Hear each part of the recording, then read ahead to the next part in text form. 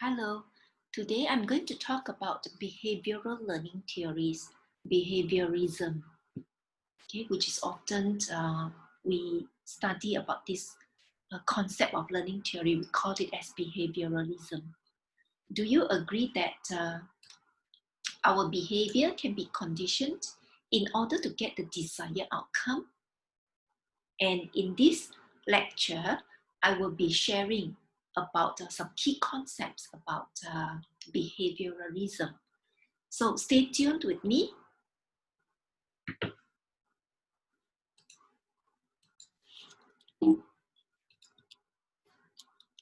Okay, this is the overview of the sharing today.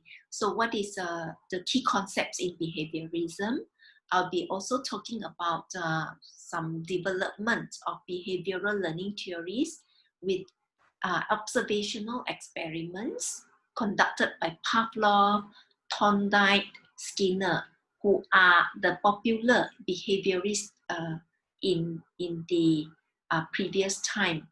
And also, in terms of their influence, the study of these behaviorists, of their influence towards behavioral management, behaviorism principles for the education and also teaching. And there are some criticism on behavioralism, and I present a summary at the end. So what is behavior? Behavior is the manners of behaving or acting, and it is an area of study under psychology or under animal behavior. It is observable activities in a human or animals, and the aggregate of responses to the internal and also external stimuli. So this is a study about what kind of responses that the learner presented when an stimulus presented to them. And it is a stereotype, species-specific activity. And what is behavioralism? It is an uncountable noun, and it means that a belief held by some psychologists that the only valid method of studying the psychology of the people or animal is to observe how they behave, how they react to stimulus. And people who studied this area of the study is called behaviorists. And animal behaviorists often studied the behavior of monkeys and also cats, dogs. So these are the studies in the old times that has been established the area of research domain or maybe study domain on behavioralism. Behavioral learning theory means the belief that learning is a result out of the change of the learner's behavior. So this is called as learning. And individuals react reflectively to their environment, and they are able to change or maybe adapt their behavior to certain environment. And this is called as learning.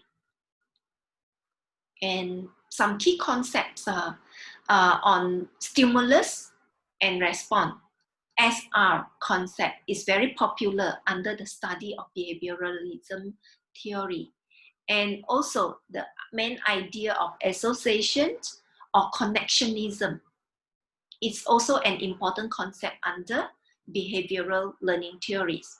Human behavior is the product of stimulus and response, interactions, and that behaviors are modifiable. This is what the behaviorists believe. And behavior can be conditioned as according to them. So you can condition in order to get certain behavior to be demonstrated. These are some experiments by the behaviorists who established the theory on behavioralism. Pavlov demonstrated that a dog would reflexively salivate upon hearing a bell after associating the bell with the feeding time. Okay, the sound of the bell with the feeding time. And Thorndike's experiment on the puzzle box, which is a cat in a box, on the law of effects. And Skinner's, of course, with his popular Skinner box experiment. So let me explain some stages of Pavlov classical conditioning. And he proposed these 3 stages, okay, in his experiment, in which in the stage 1, the unconditioned stimulus, which is the dog food, is presented to the dog and resulted unconditioned response, which is salivation by the dog. And at the same time, Pavlov also presents a neutral stimulus, which is a bell, a ring of the bell, and it links to the dog that do not have any salivation or any kind of behavior or reaction or stimulus to that, or any responses to that stimulus, which is the ring of the bell. And in the stage 2, Pavlov continued, okay, to create the association between the unconditioned stimulus, which is the dog food, with the conditioned, with the neutral stimulus, which is the sound of the bell. And that is done repeatedly and resulted unconditioned response to the dog. So the dog has experienced salivation. Okay, and the association in terms of the time that the bell is rang is also close to the time when the food is presented to the dog. So that is the stage that is to create the association of the unconditioned stimulus with the neutral stimulus. Okay. And in the stage 3, a conditioned stimulus is just presented, just only that presented, which is the ring of the bell. And it is able to be observed that the dog has some response. So that response is also salivation without the presence of the dog food. So that response is called as conditioned response.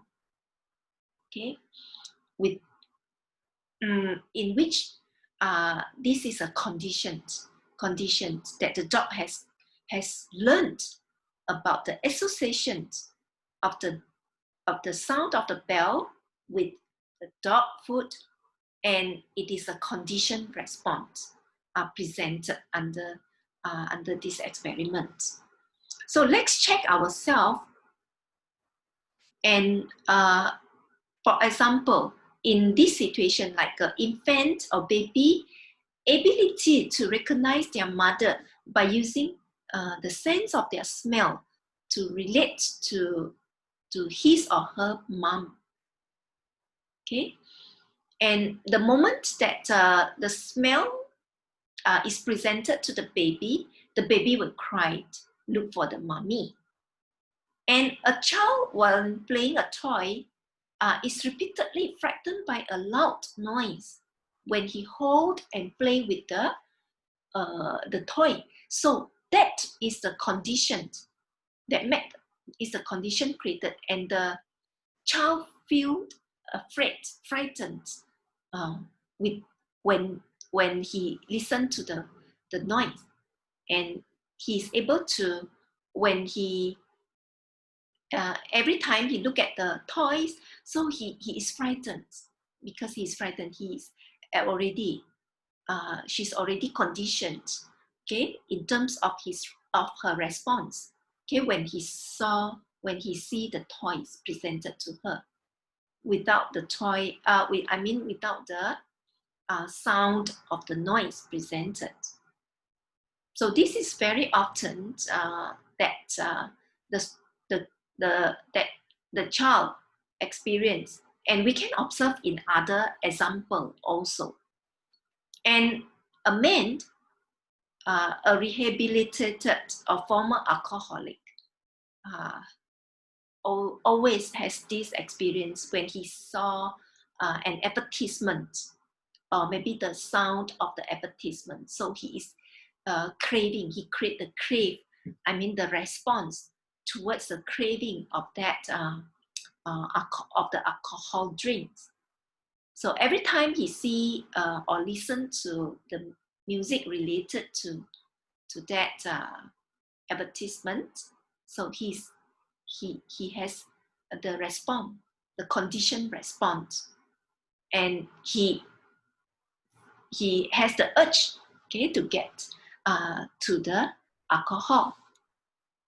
So these are some of the frequent experience that we have, okay, when it's happened without our notice. And there are like these conditioning processes that we may observe. Okay, for example, like the process of acquisition, in which the initial stage of the stimulus or response relationship is established, okay, by associating the neutral stimulus with an unconditioned stimulus. Okay? This is where the association and the acquisition of the conditioned stimulus is happening. And on generalizations, there is a tendency of the response to stimuli similar to the conditioned stimulus. And every time the ring of the bell is heard, so the dog has made generalizations. So that is the process that the SR, the stimulus and response, has been established and has been generalized. Every time the bell rang is heard, and the dog is able to make that associations. And another process is called discrimination in terms of conditioning, where the learned ability to distinguish between the conditioned stimulus and the other irrelevant stimuli. Okay, and in order to get rid of that association, okay, to diminishing a conditioned response, so that process is sometimes very difficult.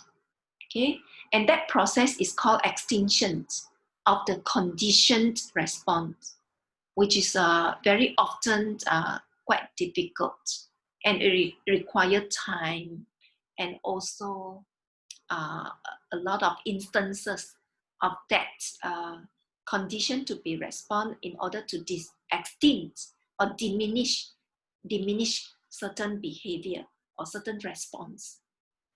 And last but not least, there is a process called spontaneous recovery, which is the reappearance after a rest period of time of the response, and reappearance of the response of an extinguished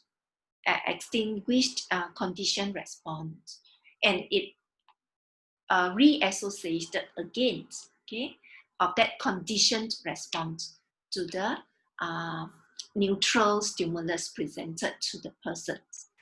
So that is all for now. I will continue to another part of the sharing sessions in another video.